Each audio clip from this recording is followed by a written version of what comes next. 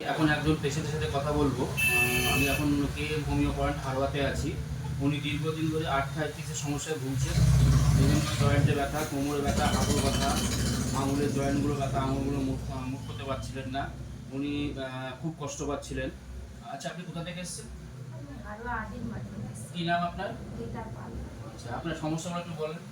আমার সমস্যা ছিল প্রত্যেকটা জয়েন্টে প্রচুর জয়েন্ট, আমি উঠতে পারতাম না, বিছনা করতে একদম আমাকে তুলতে হতো, ধরে তুলতে হতো, ধরে শোয়াতে হতো, এরকম একটা অবস্থা। আমি অনেক কল্যাণী থেকে শুরু করে আমি কলকাতা, কল্যাণী অনেক ডাক্তার দেখি, বাড়ির সাথে দেখেছি। আমার কম, এটা আমার গত 16 সাল থেকে হচ্ছে এই রোগটা। 18 সাল আর 20 সালে একদম মানে পুরো বিছনা সজ্জা হয়ে গেছিলাম। আমার কাছে কদিন ট্রিটমেন্ট করাচ্ছেন? আমি আপনার কাছে 3 মাস। 3 মাস হচ্ছে। এখন কেমন আছেন? এখন পুরো পুরো সুস্থ। আমার সেটার কোনো যন্ত্রণা, ব্যথা যন্ত্রণাটা মোটেই নেই।